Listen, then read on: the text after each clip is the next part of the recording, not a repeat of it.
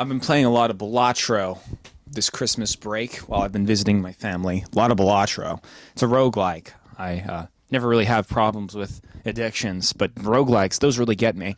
And I know I say I don't have problems with addictions. I mean, I drink caffeine and I do nicotine, but like I never like look at those parts of my life and think this is a bad thing. I got to stop this. But roguelikes, that's an addiction. That's a problem. I have consistently known that this is a problem about my life for like forever, and it's probably something I'll struggle with until I die.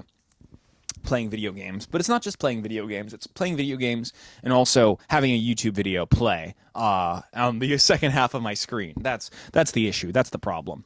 So. Yeah, this has always been an issue for me, roguelikes. And, it's not a mystery why I do this. It's because it kills my consciousness. That's why I play video games. It's because I'm not thinking about my life. I get to channel 100% of my thoughts into playing a video game. But a video game doesn't take up 100% of my thoughts. It's not enough. It takes up 80% of my thoughts. The other 20%, I still have background processes running where I'm trying to solve the problems that are going on in my life. My sensitivity to the world has not been drowned out, totally suffocated. So I have to put on a YouTube video to kill the other 20%. That's what the YouTube video is for. The YouTube video, if it's an informational video, is not, the point of it is to not give me information. I don't care about the information. I don't care about the Kurtzegard video playing. I don't care about the real life lore video playing on my second window.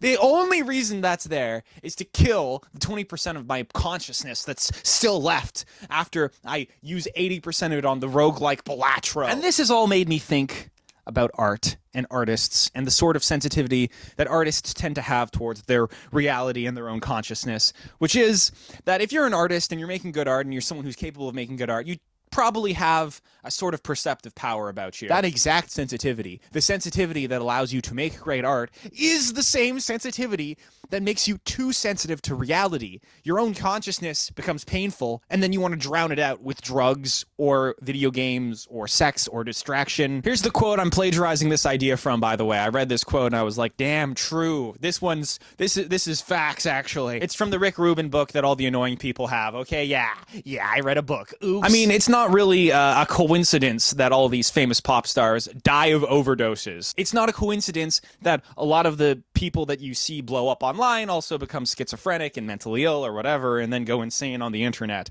It happens fucking every week, it seems. I could quote you all kinds of statistics here, like, there's some stats that say artistic people are more likely to experience depression than non-artistic people. But realistically, that's probably just because they're all poor, so, I don't really know what to make of those stats. And I'm not telling you this to justify why you're a miserable artist, okay? It's not an excuse for being a miserable artist, it's an explanation. I don't think you need to be depressed to be an artist. I don't think you should be depressed. I don't think you should use this as a justification for being depressed just because other people are depressed. You can just be a content artist. It's totally possible. I'm most content when I'm making art. But maybe being aware of this desire to kill your own consciousness can be helpful, because when you're killing your own consciousness by playing video games or by doing drugs or by distracting yourself with stupid shit, next time you're doing that, you can maybe ask yourself, why am I doing this? Oh, right.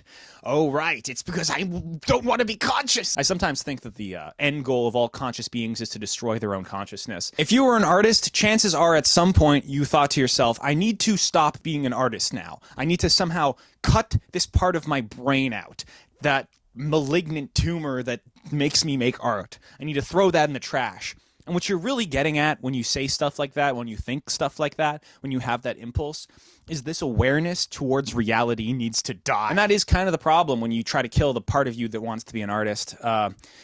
Trying to kill your own awareness of reality is just, that is you. You are your awareness of reality, so that's straight up just suicide. Anyways, for me, it's playing video games. I know a lot of you have healthy relationships with video games. I just don't. There's probably some way of playing video games in a way that isn't suicide, but it is for me every time I try it. Oops. I have calls. They're available in January, $500 US, and then we get 4 calls together for the month of January. And I'll help you with whatever creative project you're going through.